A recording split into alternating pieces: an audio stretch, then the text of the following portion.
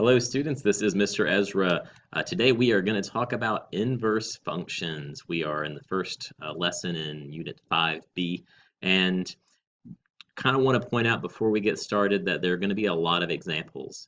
What I'll do is the first example I'll already have on the screen. I'll talk about it. The second one I'll do while talking to you, and after that I'm going to kind of just speed through them. And what I'll do is, or what I'd like for you to do is to pause the video, try the problem, see if you can get it right, and then if you run into trouble, play the video, get another example. If not, check your answer. There are 3 different types of problems that we'll look at, so we'll do that with each of those different types. We'll start with a few good examples where I talk about it, and then I'll kind of speed through the rest so that the video doesn't hopefully take too long. When we talk about inverse functions, really, essentially, all we're doing is taking all of the x values and all the y values, and we are swapping them. Some inverses are functions themselves, some are not. There's lots of things that we can talk about, but basically today I just want to dig into the very basics of it. Take all of your x's and y's and swap them. When you are doing this algebraically, what we're going to do is we're going to think of anytime we see f of x or g of x or something like that, we're going to think of that as y. Then we're going to switch the x and the y values and solve for y. Once we do this, the function notation, instead of y, we use f with that little superscript of -1, and that's just a notation that means the inverse of the f function. For example, in number 1 here, I've got f of x equals 3x minus 7. Well, I want to think of that f of x as the letter y. That f of x is the letter y. So I've got y equals 3x minus 7. The first step is to swap x and y. So wherever the x is, put a y. Wherever the y is, which is f of x, put an x. And now we solve for y. So that means anything on the same side of the equal sign with the variable y, we're going to solve just like any other equation. So we start here by adding 7 to both sides to get rid of this minus 7. Now we have x plus 7 equals 3y.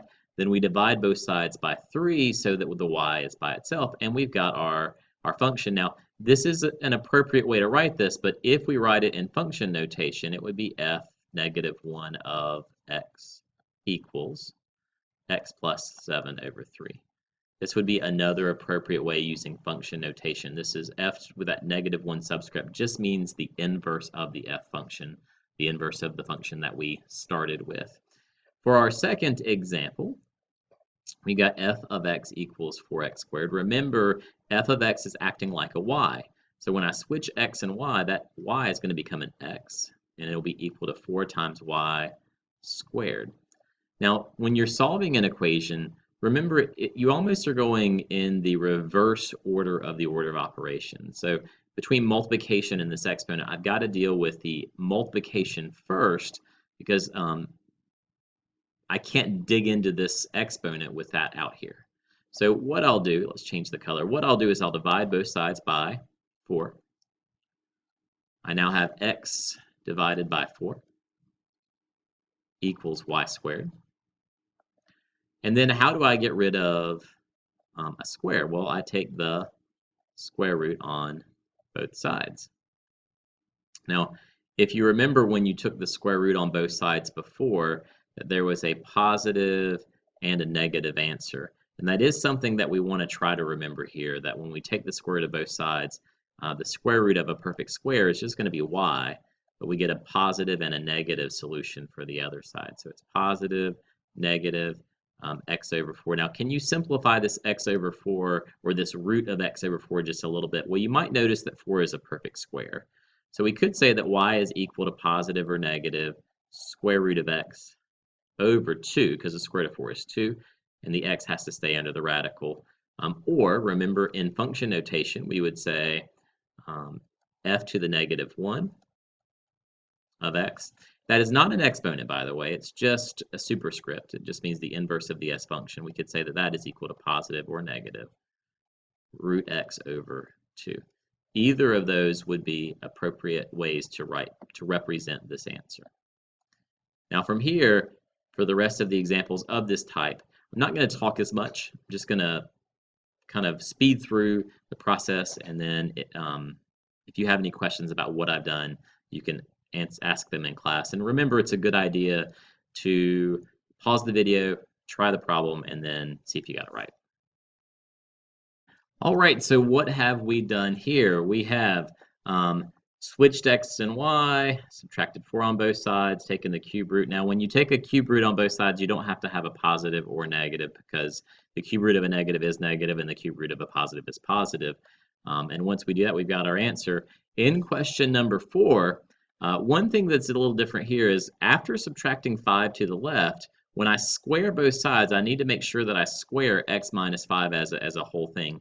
You don't necessarily have to FOIL x minus 5 times x minus 5. You can keep it in this notation. When I add the 2 to both sides, I'm adding it to this whole thing squared, so I can't add it to this negative 5 inside because it's blocked. It's bounded by this squared part. So I just write it at the end as plus 2, and that's how I got my final answer there. I'll go ahead and circle this one over here. Next two problems.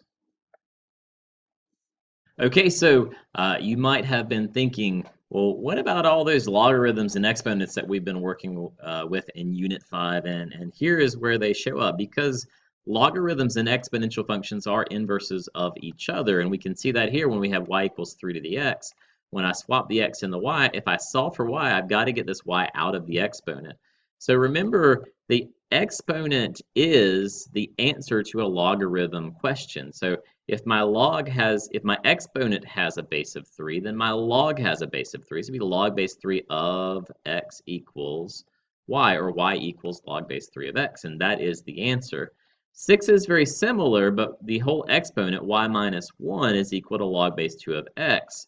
When I add 1 to both sides, I need to make sure that I put that x in parentheses here so there's no confusion. We don't want the person looking at our question to think that we're saying log base 2 of x plus 1 because that would not quite be right. It's just log base 2 of x, and then after that we're adding the 1 to it.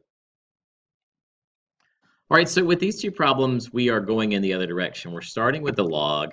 We can't solve for after we switch x and y, we can't solve for the y that's in the logarithm without writing it as an exponent. So we realize that the inside of the log is the answer to the exponent. The base of your log is the base of your exponent. So 3 raised to the x power is equal to y, which is what I wrote here. I have noticed that we're starting with y equals instead of f of x equals. So technically, we don't have to use the function notation that I'm ending with because we didn't start with function notation. So we haven't defined this as the f function. We don't have to define the inverse as the f function. But just for now, just to kind of get used to it, I'm going to write the answers in this function notation so that we can see it. Now, question number 8, same thing, but we have x plus 2 in the log. Once we change it to y plus 2, when we start solving, we have to get this logarithm of y plus 2 out of the logarithm. So we write it as an exponent. 4 raised to the x power equals y plus 2, or y plus 2 equals 4 to the x. Now, the plus 2 is still attached to the y, so we subtract 2 on both sides, which gives us 4 to the x minus 2, making sure the minus 2 is not in the exponent, but instead added at the end, and we get our solution.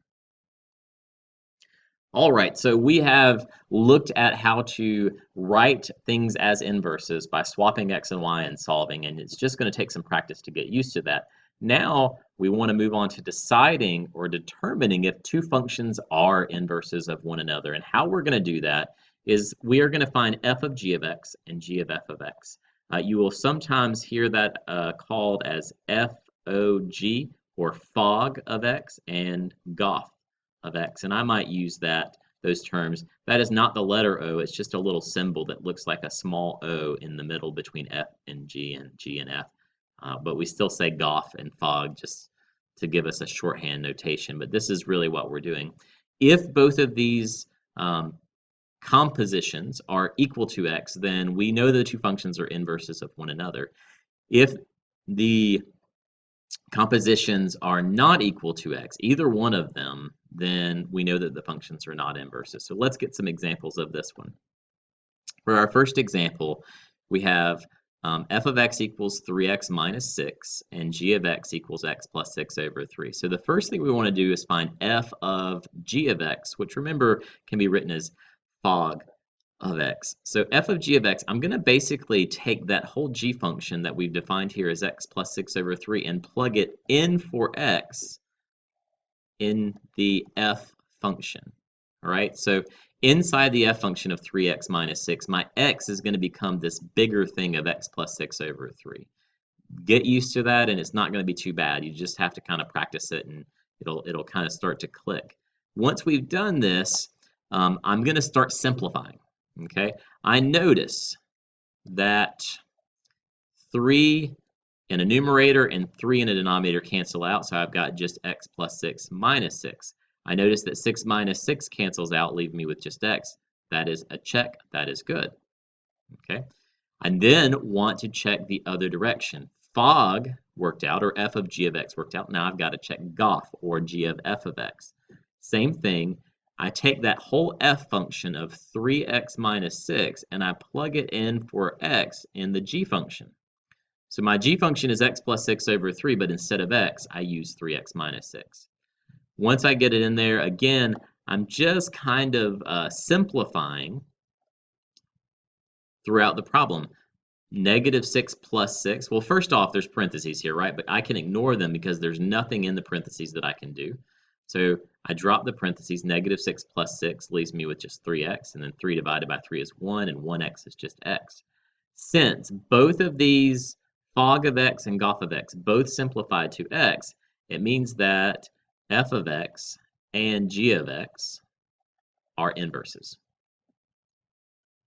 This is our algebraic proof that they are inverses because both compositions simplified to give me just x. In our next example, we're going to do the same thing. We're going to try fog first, which is the same thing as f of g of x. So I'm going to take the whole g function, this whole thing right here, and plug it into the f function. So instead of 4x squared, it'll be 4 parentheses square root of x plus 3 over 2 squared minus 3. Okay, I start to simplify. The first thing I'm going to do is to square the parentheses. So 4 is not impacted by it. A square root squared is x plus 3. 2 squared is 4. All right, so the 4's are going to cancel out, giving me x plus 3 minus 3. Positive 3 minus 3 is just x. So it's looking good. F of g of x simplified to give me just x. Check. Now I want to go in the other direction and check g of f of x, which we call gof.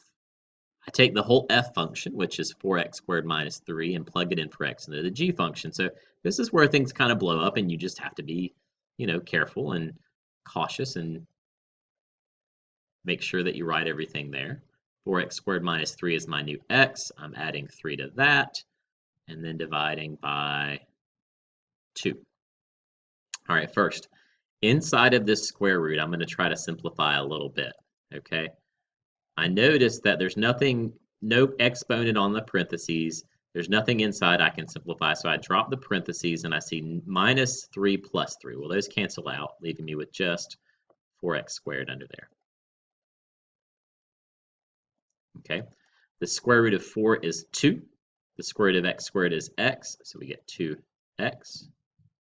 And 2x divided by 2 leaves me with just x because the 2's cancel out. So it looks like that one checked out. So what does that mean? It means that f of x and g of x are inverses. Whenever you get stuck, we haven't seen an example like that yet, but when you get stuck and you can't simplify any further and you can't simplify it to x, then your answer is f and g are not inverses, or the two functions are not inverses. That's that simple. Either it simplifies to x, or you get stuck and it doesn't simplify to x. I'm going to move a little bit faster from here on out, so pause the video, try this one, see if you can do it, and then restart the video, see if you got it right. So here we've got a logarithmic function and an exponential function. When I plug in the g function and the f function, I get log base 2 of 2 to the x. And please remember in the last video, we discussed the fact that whenever you have a log with a base that's the same as a base in your exponent, they cancel each other out, leaving you with just the exponent. The same thing happens when you have a base of an exponent, and in that exponent, a log with the same base, they cancel each other out, leaving us with just the non-logarithmic part of the exponent, or the part that's inside the log. So these simplify to be just x, and they are good to go, GTG. Okay, so this one was a little bit more tricky. When we plugged in the 3 to the x minus 1 into the f function for x, we ended up with this guy here. Remember, same thing happens here. Base of the log, base of the exponent and the log are the same, so they cancel out, leaving us with just x minus 1. The plus 1 comes down as well. Those cancel out, leaving us with just x. This one looks a little stranger when you substitute this whole thing into the exponent for x. Remember, it's x minus 1, but this whole thing is getting substituted in for x. We've got this whole thing minus 1. Plus 1 minus 1 cancels out. We got log base 3 of x as an exponent to 3. The base is the same. They cancel out, leaving us with just x. So again, f and g are inverses. And I'm feeling a little upset that none of these are, they're all working out. None of them are giving us a situation where they're not inverses, but just know that if you are working on this and you get stuck and you can't simplify it further and it's not x, that's when you write that they are not inverses. Maybe this will be an example of that. Okay, so we have an example here where it doesn't work out to be an inverse. When you are looking at this, when you're trying to find out if they're inverses, you have to check Fogg and Goff both to prove that they are inverses. If you get one of them that fails to simplify to x, that's when you know that they are not inverses. You don't have to do the other one. It doesn't matter. Okay, so I tried Fogg. I took the g function 4 to the x and plugged it in for x in the f function. And again, I noticed, like bases, I was able to cancel them out and leave me with just x, but I still had this minus 2 over here, and x minus 2 is not the same thing as just x. So f and g are not inverses. All right, so what about graphically? Graphically is actually a little bit easier. How do we find the inverses of a function graphically? Well, we're going to plot 4 to 5 points on the given function, write down the ordered pair that correspond with each plotted point, and switch the x and the y values. If you have a graphing calculator, what you can do is get a list of x-y pairs and just flip them and use them backwards. And I'll show you what I mean in just a second. The new points are going to give us the inverse function. For example, my original function is the function in blue. This is the original function. So what I did is I found a few 4, 5, 6 points along this function, negative 2, 4, negative 4, negative 1, 0, 0, 1, 2, 2, and 6, 3. These are all points that are on this original function. And all that you do, remember, an inverse is the x's and the y's swap places. So I'm going to take these x and y values, and they are going to swap places. Instead of negative 2, negative 4, it becomes negative 4, negative 2. Instead of negative 1, 0, it swaps to become 0, negative 1, and so forth. So what I get is these new points that I can graph on my graph. And I had the 3, 6. I kind of had to put a little up there, and then we connect the dots through there. And this is our inverse function. So to graph the inverse function, you just need to reverse the xy pairs from the original function. For example, y to the 3x. If I get a handful of x values, and I plug those in, let's say 3 to the 0 is 1. 3 to the 1 is 3. 3 to the second power is 9. And 3 to the negative 2 would be 1/9. Okay, so if I graph these guys, negative 2, 1/9 is about right here. 0, 1. 1, 3. 2, 9 is, off the graph. You might remember, and of course you can plug this in your calculator, right? As you'll see, the original function hugs the x-axis. There's an asymptote there, and eventually curves up pretty fast. This is what exponential functions look like. And it's going to look something like this, right? This is our original function. Original function's in blue, okay? Our inverse function, which I'll do in this kind of reddish color, we're going to take these y values and swap them to become x values. And the x values are going to swap to become y values. So I've got 1/9, 1, 3, and 9. And I'm going to plot these points. Okay? So 1/9 comma -2 is just a little bit to the right down to about right here. 1 comma 0 is right here. 3 comma 1 is right here. 9 comma 2, just a little bit to the right up here. And what you'll notice about this function is, and if you were to graph it, you would notice that it comes up along the y-axis and then shoots off to the right. So inverse functions have this neat reflective quality. They kind of reflect across this diagonal line that goes through the middle here. So you'll notice that they look similar, they're just going in different directions. They're very much related to one another. All right, I'm going to speed up a little faster. Try this one on your own. Pause the video and then start it back up to see what the answer is. All right, so let's talk about this guy real quick, this example 16 here. One thing that you'll notice is that the inverse, or you may notice, is that the inverse is not a function. How do I know it's not a function? Well, remember that vertical line test that you learned in middle school? This fails the vertical line test. If I draw a vertical line right here, I cross through 3 places. And this is a lesson to us that not all functions have inverses that are function. It might have an inverse, but it may not be a function itself. And this inverse is not a function. There is a check, and it's an easy thing. If your original function, if you were to pass, oops, I need a different color. If you were to pass an invisible line that is horizontal through the original function, and it crosses in more than one place, that means that a vertical line in the inverse would fail the function test.